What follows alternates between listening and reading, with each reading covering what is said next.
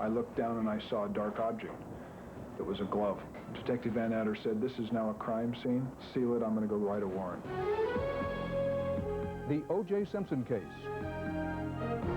Day 3.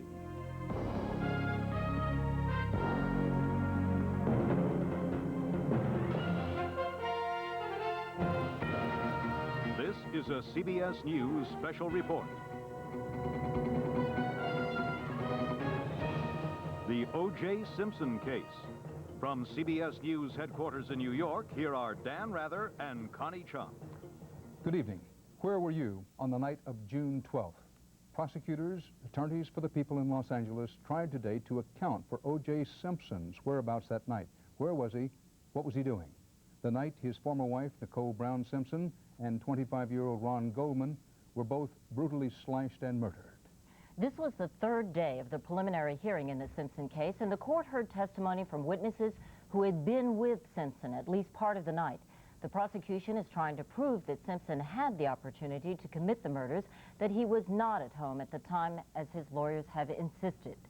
The defense, meanwhile, is still fighting to suppress some of the key evidence in the case. Evidence seized without a warrant from Simpson's home. That is, some of it was seized before a warrant was finally issued. We learned today that the evidence includes a bloody glove, which reportedly matches a glove found at the murder scene, and about what could be another item of evidence. The judge has still not revealed what's inside the mysterious envelope the defense gave her last week. CBS News correspondent Richard Threlkell looks now at today's hearing, which was largely a matter of time. O.J. Simpson seemed calm and pensive, at times almost a bystander on this day of the hearing, which became a kind of show and tell as the prosecution painstakingly tried to build its case for a murder trial. Prosecutor Marcia Clark's first witness, Alan Park, the driver of the limousine who was to take Simpson to the airport the night of the murder. When he arrived at Simpson's house, he said there was no answer. So from 10:40 to 10:50, you continued to ring the bell? Yeah. And you got no response? No. A few minutes later, at 10:57, Park said he saw somebody enter the house, but it was dark. I saw somebody cross the driveway and go into the house. Was that person a male or a female? I couldn't tell. Can you describe the person? 6 foot, 200 pounds. Black or white? Black. What were they wearing? Just seemed to be dark clothes. And was that person moving quickly or slowly? Walking pretty fast. And where did that person go? Into the front door. So 15 or 20 seconds after the person entered the house, you buzzed the gate? Yes. What happened then? The intercom was answered by what I believe was Mr. Simpson. And he told me that he overslept and he just got out of the shower and that he'd be out and be down in a minute. Prosecutor Clark wondered about a particular piece of luggage. Did you notice whether there were any other bags outside? There was another one laying back towards the garage area, towards the back of the 2 cars that were parked in there. And she wondered about Simpson's appearance. Can you describe the defendant's behavior that night when you saw him at the point that you were packing up the car with him, getting ready to leave?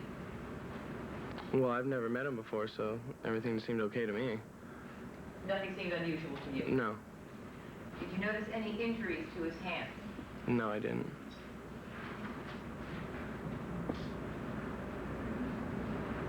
Did his hair appear to be wet? Not that I remember. Defense attorney Robert Shapiro tried to shake Park's assurance about the exact times in his testimony. You're not sure these times, are you? I don't know what I told you. I know what time I left. It had to have been right around 11:15, 10 after 11. Well, you wouldn't lie to me when I talked to you, would you? No. Objection. Objection. That was argumentative, Your Honor. Sit down. And what were you using to gauge the time? My watch. What kind of watch do you wear? A wristwatch. Well, can you describe it a little better than that? Is it an automatic watch, a wind-up watch? It's got a battery. It's not wind-up. It's got hands on it. Are you wearing that watch right now? Excuse me. Are you Yes. wearing the watch now? You were looking at your wrist. Yes. You want to just hold that up, maybe? Prosecutor Clark tried to show Park was indeed sure of the time. So you're certain of the time that you arrived at the location, 360 Rockingham? Yes. And you're certain about the time that you began to ring the bell at the Ashford gate? Your Honor, I'm going to object to this. This is going over the same exact testimony that's already been listened to. No, that's... Overruled. And what time was it that you began to ring the bell that you're certain of? 10:40. Clark's next witness, Brian Cato Kalin, the caretaker at Simpson's house, who saw him in the early evening. Hey, what was the defendant's mood like at that point, about 7 o'clock? Not upbeat, not downbeat. I thought he was tired. Did he seem relaxed? Yes. Kalin described a trip he and Simpson took in Simpson's Rolls Royce to the drive-in window at a local McDonald's. Who paid for the food? I paid because he had 20, so I had another 20, so I paid for the food. And did you hand a second $20 bill then to the defendant to pay? Yes. And what did he do with that $20 bill you gave him in the car? Paid McDonald's. Did you see him do that? Yes. And did he get change back? Change back? Okay. Did you notice any injury to his hands at that time? No. Did you drive forward and get the food at the second window? Yes, we did. Did he take that food? Yes. What did he do with it? He took the food. Yes. Where did he put it? The bag was in his lap. Then he gave me my stuff, my food. So and what did he do with his food? He ate it. And he drove at the same time? Yes. Kalin said he left Simpson in the house at 9:40. An hour later, he heard a noise in his room so loud he thought it was an earthquake. Okay, so about 10:40 or so you heard a noise? It's about that time. Can you describe for us the noise you heard, Mr. Kalin? It was, you know, in my room, it has this wall and it's like that. For the record, the witness thumped on the witness stand with his fist. And you hit the witness stand like 3 times or so. Was that 3 noises that you heard? I believe it was 3 noises. It was a thumping. And again, a question about that mysterious dark bag. Is that where you think the bag was? Yes. Can you describe it a little better? It was dark. I don't know the color. I imagine it was dark black or blue. And I thought it had a little brown leather kind of square patch. Did you offer to go and get that bag that was marked with a B on this diagram?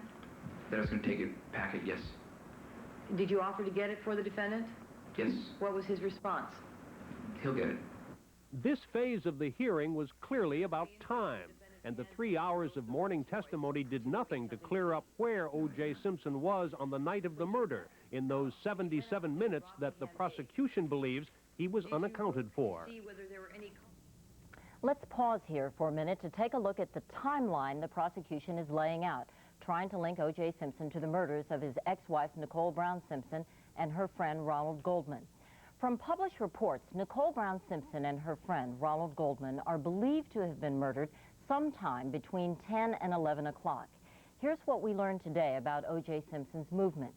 9:40 p.m., Simpson returns to his house with his caretaker, Brian Cato Kalin, after a trip to McDonald's. 10:20, limousine driver Alan Park arrives outside one of the front gates to the Simpson house.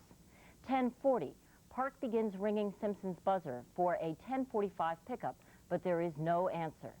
10:40 or so, Kalin says he was on the telephone when he heard a loud thump behind his cottage south of the main Simpson's residence. 10:56 or 10:57, Park says he saw a large black person about 200 pounds, 6 feet tall, enter the Simpson home. 10:57 or 10:58, Park says he finally got a response from O.J. Simpson on the buzzer. He says Simpson told him he had overslept. He said he needed to take a quick shower and would be down in a few minutes. 11:03, Park says Simpson comes downstairs. 11:15, Simpson leaves for the airport. Dan? Thanks, Connie. While emphasizing that O.J. Simpson has not been convicted of anything, he is accused. Little by little, we are learning more and more about the night of June 12th, the night Nicole Brown Simpson and Ron Goldman were murdered. Let's turn now to some legal experts to analyze some about what we learned today. Joining us now, our own team of legal authorities in Lake Tahoe, law professor Laurie Levinson, a former federal prosecutor and our CBS News consultant in New York, noted defense attorney Theodore Wells, and Gerald Lefcourt, vice president of the Defense Trial Lawyers Association. First, Laurie Levinson. Could O.J. Simpson, could anybody have done what the prosecutors clearly are inferring that the killer did do in that 60-minute period?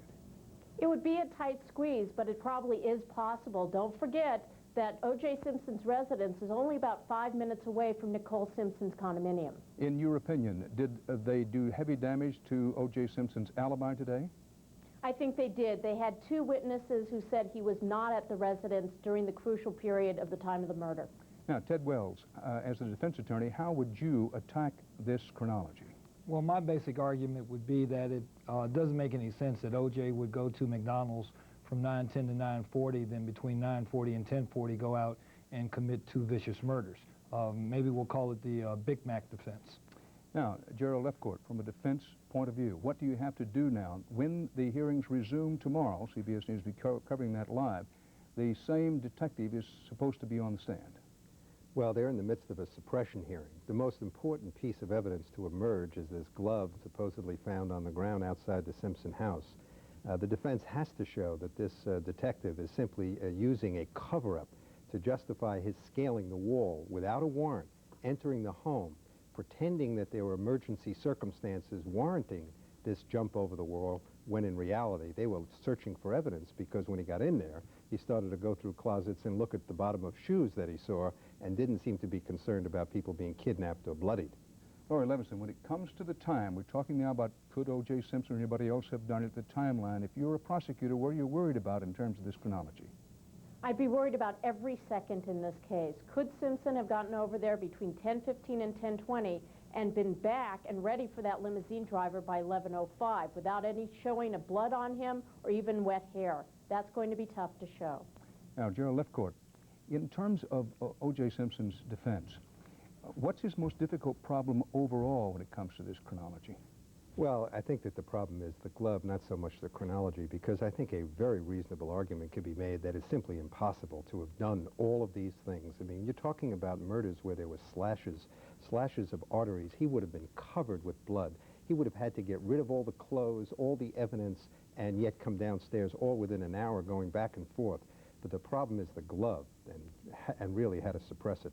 More about it later, Connie. All right, when we come back, we'll take a look at some tantalizing evidence a potential juror may never hear. So stay with us.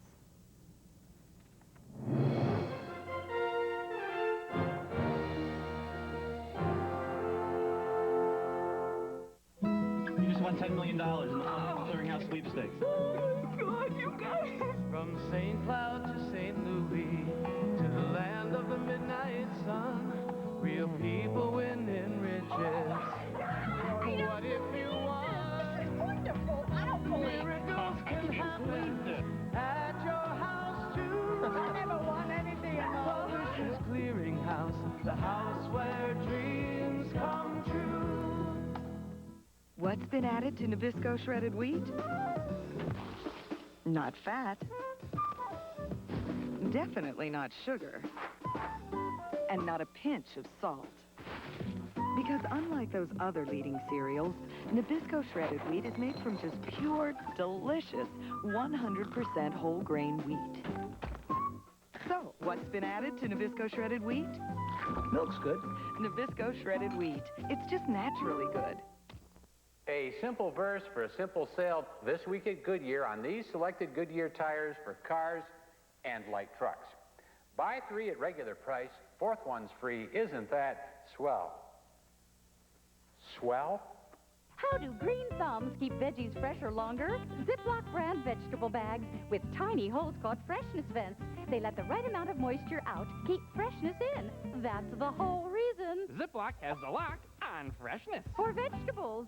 Freshissimo. At the Olive Garden, it means exciting, fresh, new taste. Freshissimo. It's a thick, juicy steak grilled to sizzling perfection with crispy herb-roasted potatoes and our Sicilian sauce, slow simmered with zesty spices and fresh vegetables. That's our new steak Siciliano. Freshissimo. It promises you a whole new menu of fresh taste. Freshissimo. For the freshest new Italian dishes for your money, hurry to the Olive Garden. Now, on a key defense motion in this case, a motion that could make all the difference in the world to the prosecution. Correspondent Richard Threlkeld is back with us to take a look at that. This afternoon, the hearing moved to a different stage. Arguments over a defense motion to suppress evidence the police had gathered at the Simpson house in the hours after the murders because they did not have a search warrant. Police Detective Mark Furham was one of the first officers at the murder scene, Nicole Simpson's townhouse, questioned by prosecutor Marcia Clark. Can you tell us what time you received the call to proceed to the scene of the homicide in this case? Yes, at 01:05 on the morning of the 13th, I received a call from my supervisor, Detective Ron Phillips. Detective Ron Phillips? Yes. And what time? That was 1 a.m., 1:05 in the morning? Exactly 1:05. Furham described the murder scene and finding 2 dead bodies, and inside the townhouse, the 2 little Simpson children, alive and alone. And the front door of the house, did you notice whether it was open or closed? It was wide open, yes. Were you informed about, when you got there, concerning the occupants that were found in the house at the time that the homicide was reported? Yes, Officer Risky informed Detective Phillips and myself that the 2 children that were found upstairs were taken to the police station because he didn't know what else to do at that point, so he had them transported to the station. So these were 2 small children? Yes. And at the point in time that you spoke to Officer Risky, no one knew where to put them, whose care to give them into? No, not at that time. I think he just wanted to get them out of the scene and get them to a place of safekeeping. And while distraught members of the victims' families looked on, Furham described the scene as a bloody nightmare. How did you walk away from the residence? Well, from that location, Officer Risky pointed out footprints that led away from the stairs going west. We followed to the right side of those prints, saw a few footprints leading westbound and drops of what appeared to be blood to the left of those prints. What did you do next? Continued into the continue west on the walkway to a gate. It appeared to be about 5.5 foot gate that was very similar to the front gate that led into the residence. I observed blood on the top of the gate, red stains that I thought was blood. It looked like a small speck of blood on the turnstile of the lock and at the bottom rail of the gate. At this point, the defense objected, complaining to the judge about the manner in which the prosecution was asking its questions. Yes. Your Honor, I'm going to object to the prosecutor continuing to ask a question, get a response, and then summarize that response back to the witness. And she just virtually repeats everything he testifies to. Your Honor, that's not a legal objection that I'm aware of. I mean, can I be permitted to It's basically asked and answered, Ms. Clark. If the witness has given that response, you don't have to ask again for the response a second time. Proceed. After the judge made her ruling, Furham then testified about how he drove to O.J. Simpson's house nearby. Did you push the button? I believe 3 of the 4 of us pushed the button, and we could hear the ringing inside the residence, but no one answered the intercom.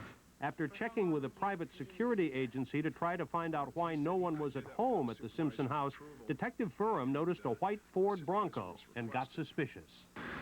I was walking towards the vehicle, the Bronco, and I noticed that the vehicle was parked rather strangely. It looked like it was parked in a very haphazard manner. The rear end was kicked out a little bit towards the street. And the front end was real close to the curb with the tires turned into the curb. It just when I was walking towards it, it looked a little strange for the area since there's no parallel parking. And I came to the driver's door and I saw a red stain above the chrome handle to the driver's door that was about 1/8 of an inch to 1/4 of an inch square round. And I believe that to be blood. Furham later found out the Bronco was Simpson's car. Prosecutor Clark introduced pictures to buttress Furham's testimony. This small red stain here is a stain that I saw that I believed was blood. And this is right above the driver's side door handle. Furham said police then decided that even without a search warrant, this discovery demanded immediate investigation of the Simpson house and property.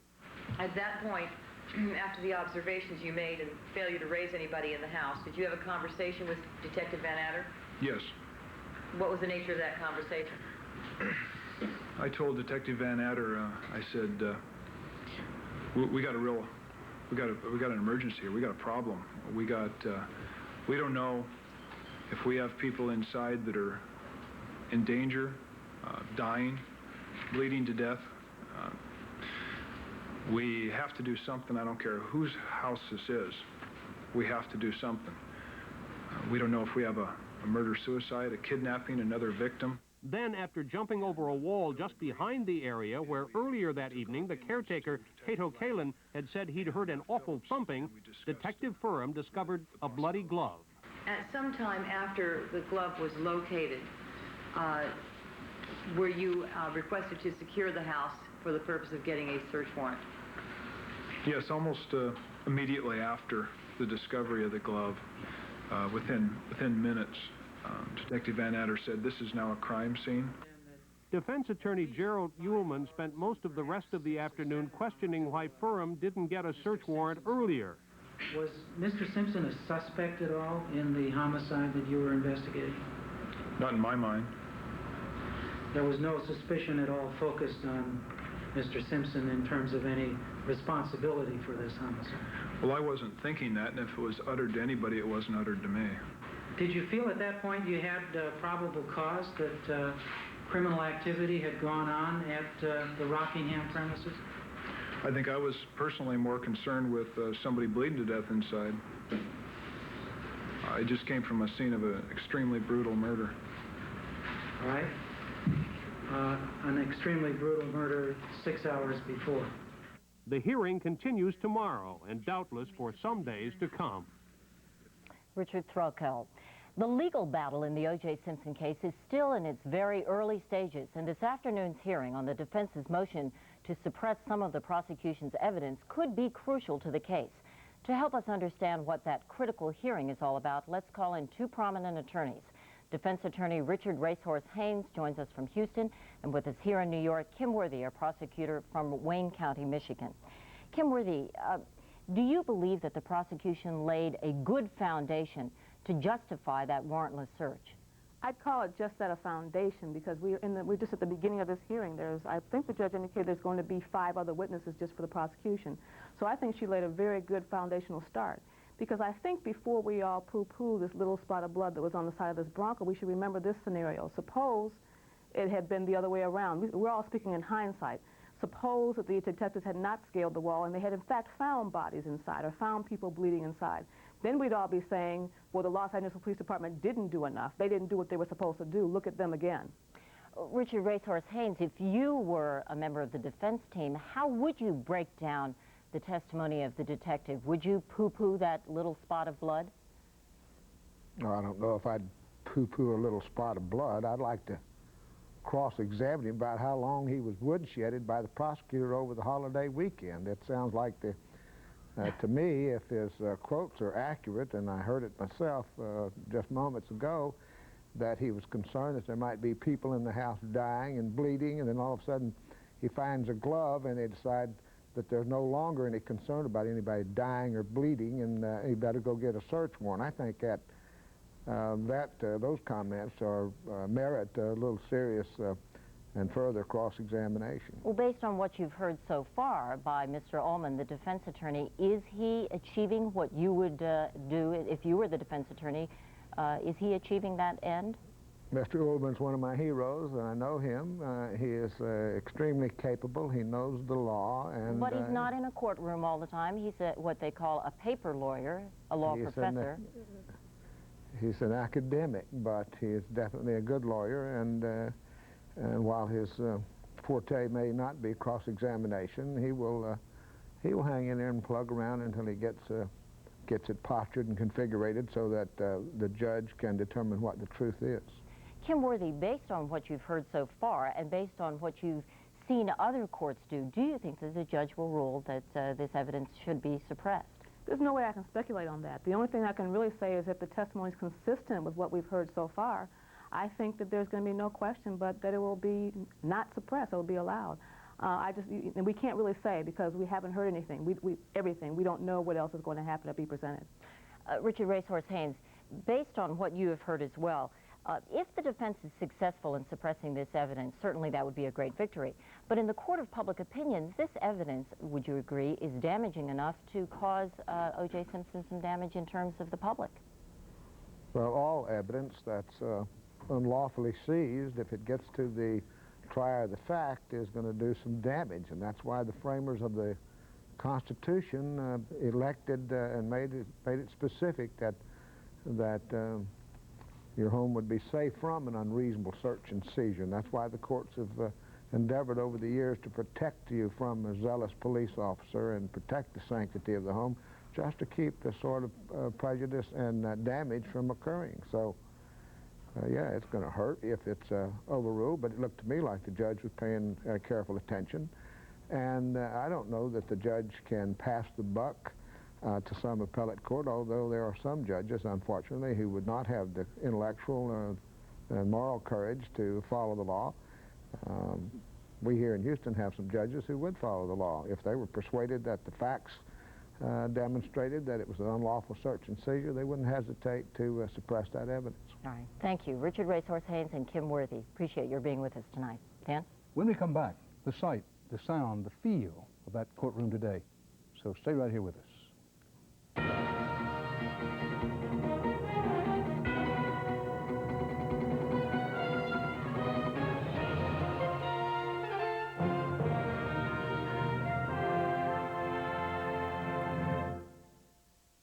What he wished for was a father. I'd really like a family. What he got was an angel. Just call me Al. No one can see me or hear me but you. Now, together, they're turning the world's worst baseball team into believers. Here we go again.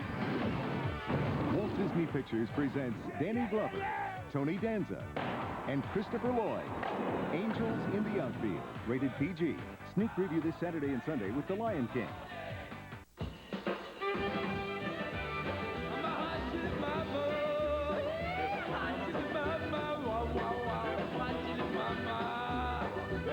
You like food. You get heartburn. You take Maalox. Life is good. And don't forget great tasting Maalox tablets, too. Why not? Now that he switched to Fix-It, he can go from morning till night and still eat like that. Even in the hottest liquids, when other adhesives stop holding, Fix-It holds stronger and longer. For the strongest, longest hold, Fix-It and forget it. He never complains. He never says he's in pain.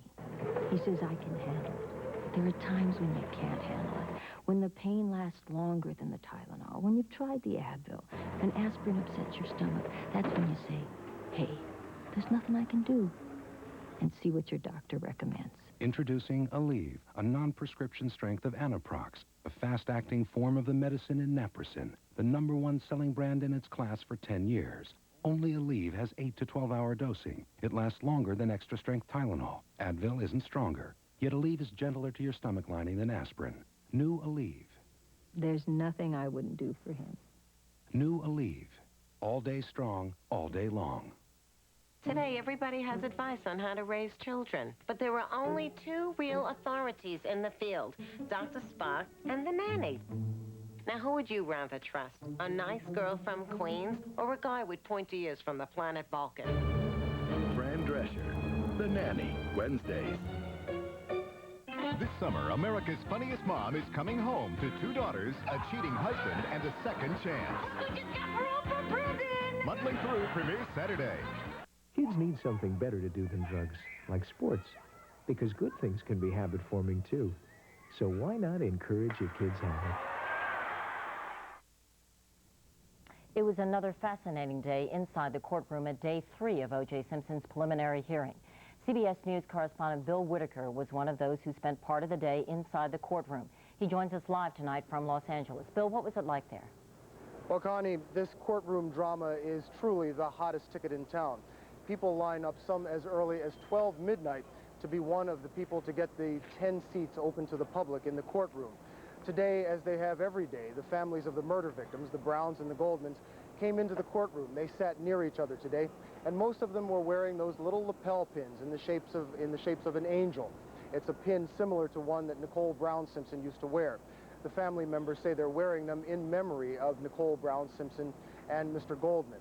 Now, today there were some light moments in court, but for the most part, everyone is paying very close and serious attention to what's going on, following every detail, every nuance. I can say that literally the people in this courtroom are sitting on the edges of their seats, waiting to see where this unusual preliminary hearing is going to head next. Connie? All right, thank you. Bill Whitaker in Los Angeles. Dan? Thanks, Connie. The loud crash heard around America these past few weeks is the sound of another celebrity falling from his pedestal, or at least being severely questioned. O.J. Simpson has joined a growing group of people some Americans feel they can no longer look up to. Justifiably or unjustifiably, it seems that many of these fallen celebrities have come from the world of sports. CBS News correspondent Eric Ingberg tonight takes a look at why Americans built them into stars in the first place and why their fall fascinates us so much. O.J. Simpson's name can now be entered on a sadly crowded American lineup. Sports idols whose private troubles have tarnished and even erased the childlike idolatry they had earned in the arena. In just the recent past, the shocks have reverberated. Pete Rose and gambling, Mike Tyson and rape, Magic Johnson and the HIV virus, Tanya Harding and the ugly conspiracy on ice. When the cheering stops and the sordidness of the front pages takes over, society wonders how heroes can fall so far. How can they do this to us? When you take somebody like O.J. Simpson, who has been all good for such an extended period of time, for something like this to happen, shakes people to the core, because they don't, not only don't they want to see their athletes get in trouble, they don't want to think that their own judgment could be so faulty. Sociologists have found that sports is filling a void many Americans feel. Godspeed, John Glenn. In an era that has been short of heroes in the serious vineyards of exploration and statecraft, the sports star who excels at games we never mastered is the hero of the age. Peter Homans, a University of Chicago professor who studies symbolism and leadership, finds many people seeking refuge in this alternate, non-real world. It's created by celebrities, and it's a fantasy world as opposed to a social reality world. And so the politicians have the social reality, and the athletes and the celebrities have the fantasy world. Then there is a superheated media sports business complex to spin stories of the stars' sterling qualities. The public wants sports writers to god up the athletes, because the public says, well, my life is sort of dull, my life is sort of boring, the old cliche, my life is quiet desperation. Let me have something to believe in. Let me believe in an athlete. As a society, we somehow attribute qualities beyond the playing field to an athlete because they have gifts on the playing field. And it's a totally unrealistic way to look at people. And when they fall, it will be speeded by the envy that many of us feel toward one who had skills unknown to us. Well, I think as a society, we're quick to put athletes up on a pedestal, but for those few athletes who get in the type of problems that have occurred over the past couple of years, as soon as the fall occurs, we're ready to rip the pedestal out from under them and take the halo off of their heads. And as with the O.J. Simpson case, there will be widespread shock. Fans think that because they watch someone on television and they see them perform and they see them interviewed after a game for 15 or 20 seconds, that they come to know them. I think what the O.J. Simpson situation proves is that we don't know these people. We don't know them at all. When a star of this magnitude flames out, the reaction can be like mourning. Mourning for an idealized version of the star. Perhaps students of our culture say it's time to take a look at what made us believe so deeply and so hard in the first place. Eric Engberg, CBS News, Washington. America is the land of opportunity, and the O.J. Simpson case has created a lot of opportunity for a lot of different people. We'll take a look at that phenomenon when we come back.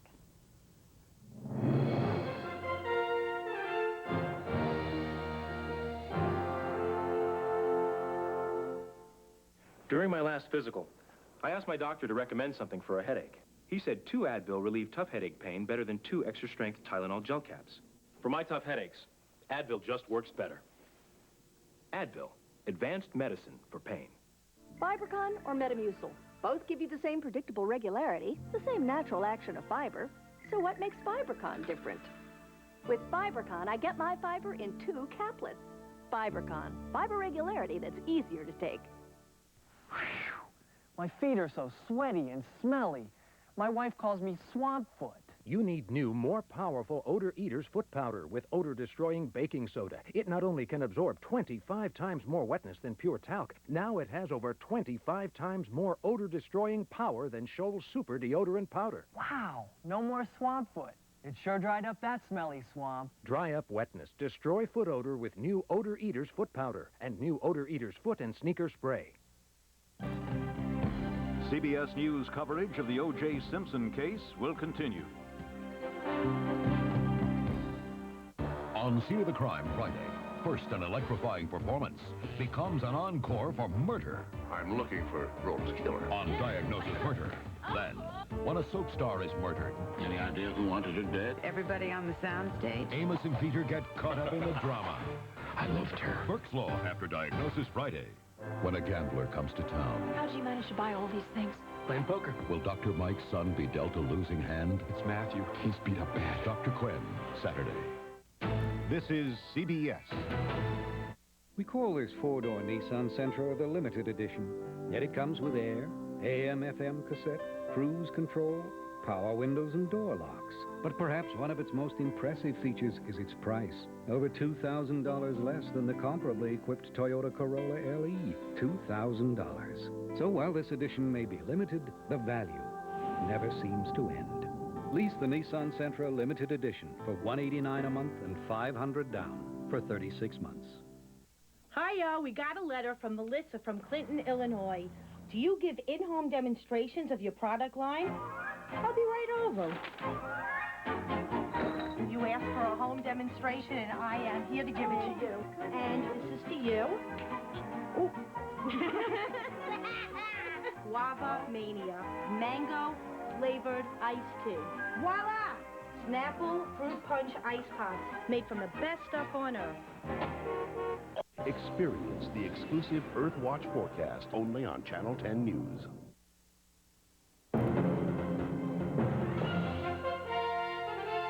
This CBS News special report. The O.J. Simpson case continues.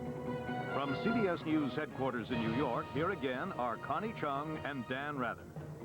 Here's a question. What's on television all day, on countless magazine covers, and spread all over the front pages of the nation's newspapers? Answer, the O.J. Simpson case. The public, so far, can't seem to get enough of it. CBS News correspondent Vicki Mabry is at the epicenter of Simpson coverage and joins us from Los Angeles tonight. Vicki? Hi, Dan. Some people will openly admit that they are just trying to make a buck, and others say they just want a little bit of history. But in any case, both are finding ways to cash in on this tragedy. It may be true that crime doesn't pay, but it certainly does sell. Already, the mills are grinding out the O.J. merchandise. I'll buy a piece of history, guys. There are the trading cards, pictures of O.J., his friend Al Cowlings, and their last riveting ride. There are the victims, Ron Goldman and Nicole Brown, all served up for a good cause, according to the card sellers. This is no different than like Time Magazine, Newsweek, or any of the papers, you know. We're just providing a service, information for people. And a percentage of these proceeds go to battered women, domestic violence programs. I wouldn't want my kids seeing this stuff. They've already have murder cards out, now trial cards. I don't go for it. And that's the problem. What's offensive to some is opportunity to others. I'm a collector, you know. I'm not into the issue of if he's guilty or not. I'm not into that. Just the collecting portion of it. I'm taking a risk, maybe it may go up. Maybe O.J. memorabilia will go up. Maybe the souvenirs of his glory days are worth more now. Take these O.J. football figurines. The product I have was autographed back in 1991, and I had quite a bit of it. Part of the reason that people look at an O.J. Simpson type situation and they get involved in it is because your life is basically understood in memory. Psychologist Stuart Fishoff. And if you can say, I remember back in 1994 when I was there and I watched O.J. Simpson get arrested and I watched that chase on the freeway and I went to his house and I saw the blood, people say, you were Daddy? You were Grandfather? Menendez had killing in Beverly Hills. As with other famous cases, the rush is on to get the O.J. story packaged as soon as possible. No movie deals announced yet, but no fewer than 3 books either have hit the shelves or will be there soon. These types of books usually last 3 to 4 weeks. And then? Then we send them right back to the publisher. And that's the life of that book. And if it all seems a bit morbid, how about this tourist attraction?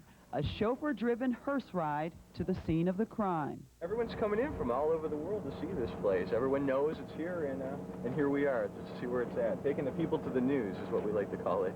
There used to be this concept of shame. There used to be this concept of privacy.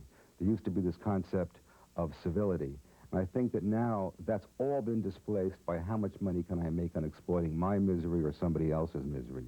I think that kind of venal approach to society has a corrupting, tainting, cancerous effect upon us. And it brings us all down a notch. This is nothing new. We've seen this with the Amy Fisher case. We've seen it with Tanya Harding. In fact, psychologist Stuart Fishoff says during the French Revolution, people sold tiny toy guillotines to children. He says it's just human nature to have an appetite for this type of scandal and tragedy. Dan? Thanks. Vicki Mabry in Los Angeles. Connie? Public interest in the O.J. Simpson case has been incredible. The 3 major television networks report that the preliminary hearing drew 20% more home viewers last week than regular programming did the week before. And the case is on Talk Radio. Joining us now are 3 talk radio hosts, Michael Jackson of KABC in Los Angeles, Wes Minter is of WCCO in Minneapolis, and Chuck Dickerson from WGR in Buffalo, New York. I'd like to ask all of you how the O.J. Simpson story is playing in your cities. Chuck Dickerson first in Buffalo. Well, Connie, the O.J. Simpson situation here is a scenario that everybody in our city is constantly speaking about. The O.J. Simpson, number 32, that carried the football here is one person. The O.J. Simpson sitting in a courtroom is another. Overwhelming majority tells us in Buffalo from my talk show that the people in Buffalo feel O.J. Simpson is innocent until proven guilty. Wes Minter, in your city? Well, Connie, I think the previous segment there with Vicki Mabry sums it up, and there seems to be apparently this insatiable appetite for the sensational. We had a caller this morning on our program who said, what is the morbid curiosity all about? And I think that really sizes up this heated issue, passionate issue that, as has already been pointed out in the program tonight, public opinion is extremely hot as the summertime heat. Michael Jackson in Los Angeles. Hi, Connie. Dan used the word epicenter. We have endured an earthquake. We are suffering through the aftershocks and waiting for the next Templar. This is the most celebrated American ever to be accused of a major crime, and at that, a double murder. It has all the ingredients to keep us fascinated and horrified. Power, anger, lust, bloody murder, revenge, you name it. How's it playing? Like nothing before. Much worse than the Menendez brothers and their slaughtering of their parents. Much worse than the Charles Manson case. We've endured a lot. This is the most. Michael, let me follow up on that. Do you or do you not find many listeners accusing the Los Angeles Police Department, the whole criminal justice system, of giving preferential treatment to O.J. Simpson? No, I don't.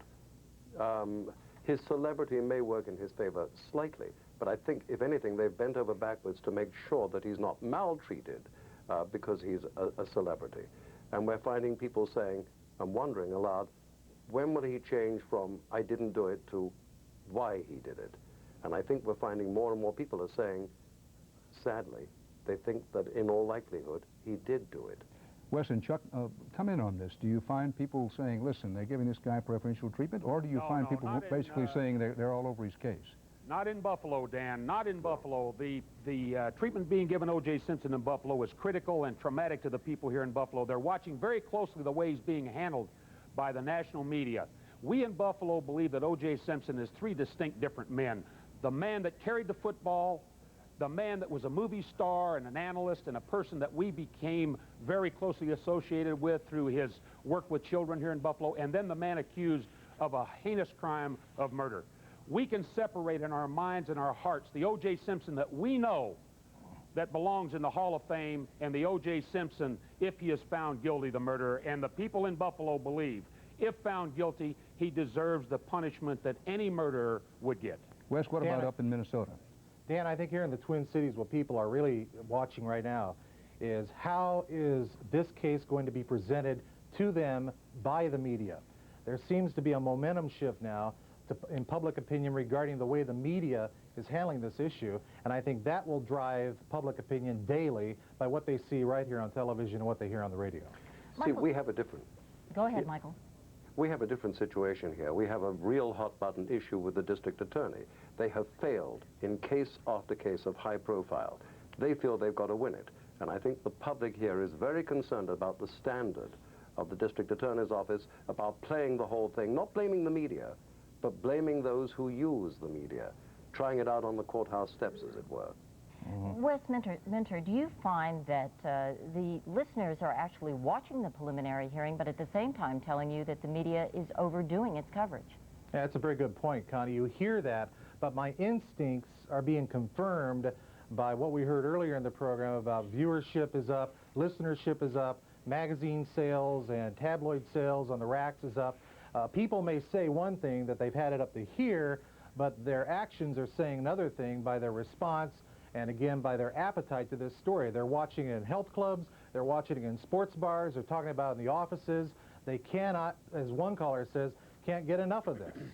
And do your listeners believe that O.J. Simpson can get a fair trial? Yes. Well, that discussion goes all over the place. I think what people are understanding right now is that this is a preliminary hearing. There has been, no trial yet. This is a preliminary hearing. And we had a person on my program this morning who said, if you remember, even in the Sirhan case, it was several months before they actually found a jury to seat for that trial, but they found the jury. And I think people are trusting of this system enough to understand that the system is still the best system on this planet, and that there will, if in fact there is a trial, that it will be a fair trial. Chuck Dickerson, you're going to get to bat cleanup here. I know you're a former football coach, but does it matter what is said and talked about on talk radio, given that there's a school of thought that says, listen, you're basically talking with people in the upper tier of the economic system as opposed to those at the lower bottom? What is said on the talk radio throughout the nation right now about the O.J. Simpson situation, Dan, is critical in helping all of us throughout the nation, but particularly in Buffalo, to deal with the traumatic situation that we find ourselves in. Our love of a man that has had special affinity for the people of Buffalo and sports fans throughout the United States, a very important figure to us in our lives. All of a sudden, we find ourselves faced with a decision. Is this man guilty of something we don't even want to admit exists? We'll find out if and when there is a trial. But we know this. The love of O.J. Simpson in Buffalo and across the nation as one of the greatest players to ever play the game will always remain. Thank you much, all of you. Whether what happens on talk radio is important or not, we know the most important thing is what happens in the courtroom. So, what comes next in this fascinating case? We'll explore that question when we return, so stick in here with us.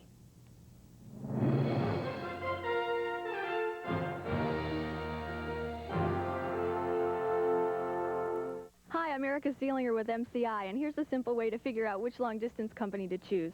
One of them, AT&T, has America's highest long-distance rate. In fact, it's their basic rate, and more than half of their customers pay it.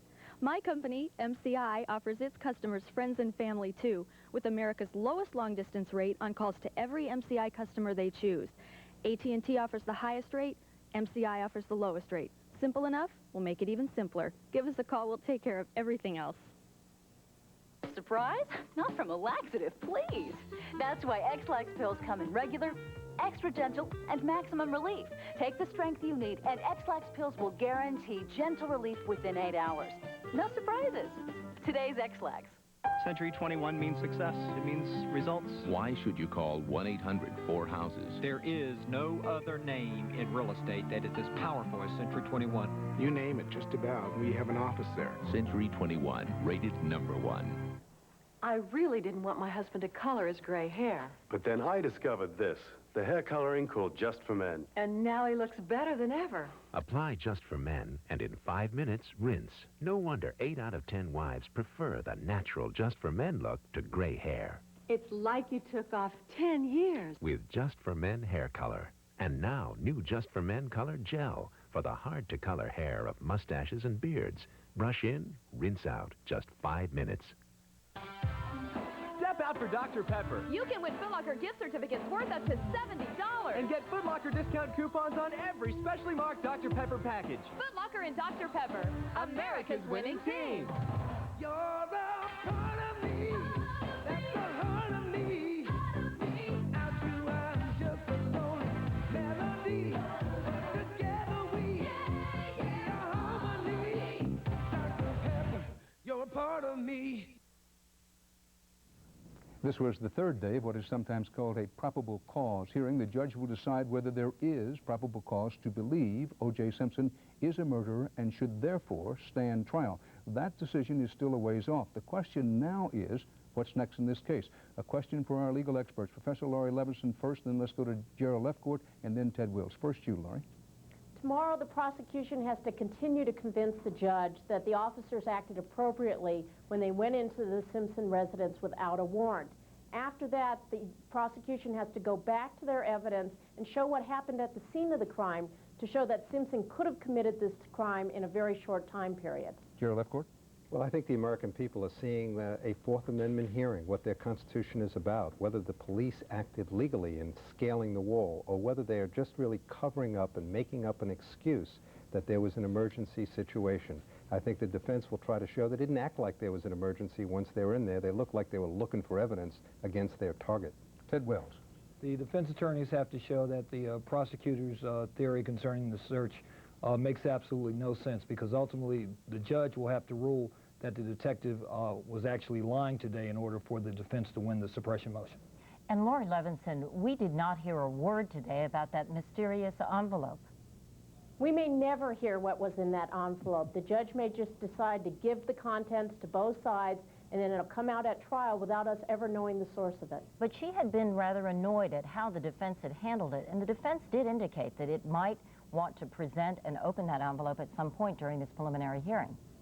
That's correct. If it turns out that what's in that envelope can help the defense, such as a clean knife, then we may see it. Otherwise, we may never know what was in the envelope. Gerald Lefcourt, is it likely that if the defense put this envelope in the hands of a judge, that its forensic experts had already examined it to make sure that there wasn't any trace of blood? Well, it's a very unusual procedure that the defense would go to a higher court judge to get an order to go get some evidence that was for the defense, and now they don't want to share it. They want to sort of hold it back. If it's that knife, it's going to blow a lot of the prosecution evidence out of the water, because they have all these people lined up to say that the knife that the detectives purchased, which was supposedly like the knife that O.J. Simpson purchased, is the murder weapon.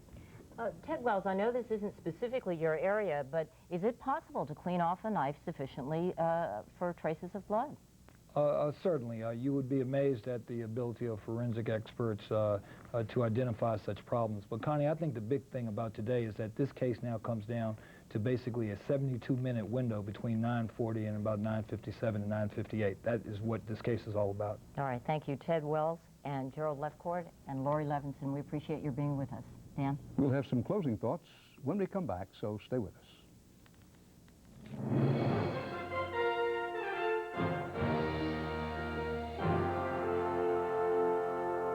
Call me sentimental. You know, it's no wonder your puppy loves you. You're the most important person in his life. I feel like singing. So you give him Purina Puppy Chow, the food he loves, to help him reach his full potential.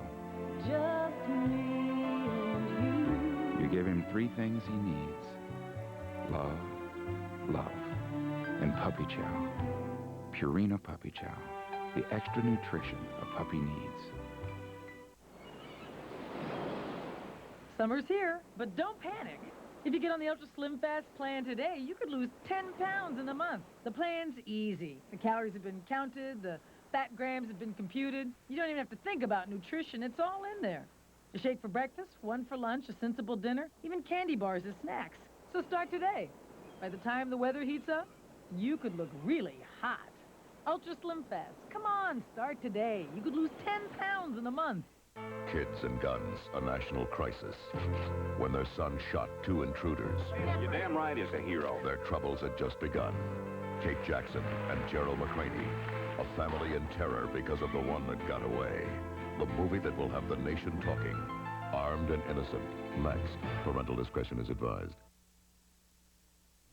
So, the attorneys for the people in Los Angeles are methodically laying out their case against O.J. Simpson, trying to convince a judge that he should indeed stand trial for the murder of his former wife, Nicole Brown Simpson, and her friend, 25-year-old Ronald Goldman. In court today, prosecutors began building a timeline, attempting to show that Simpson had at least the opportunity to commit the murders on the night of June 12th.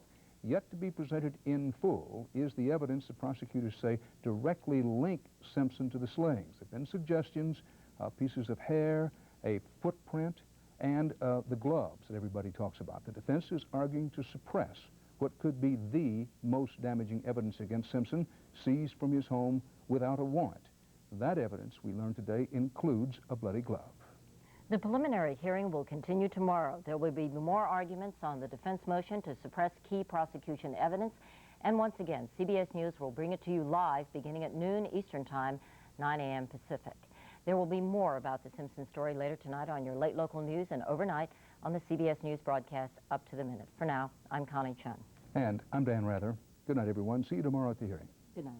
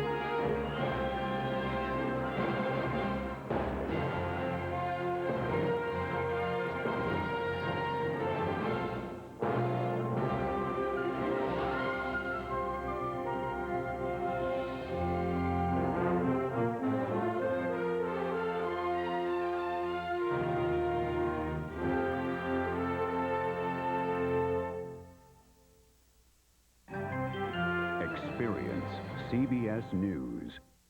Mystery evidence, legal twists and turns, courtroom drama. The latest on the O.J. Simpson murder case. Tomorrow on CBS This Morning. He confessed to killing his former friend on the news. An open and shut case? Guess again. We entered a plea of not guilty. Wednesday on America Tonight. In the Heat of the Night is back on Thursday when Elizabeth Ashley guests as a shady lady from Gillespie's past. Why resist temptation? Take on the summer heat Thursday. This is CBS. If you want to hook up with some of the best deep-sea fishing on the East Coast, better get on the line. Ocean City, Maryland. Let yourself go. Call 1-800-OCEAN. Now, Mott's apple juice.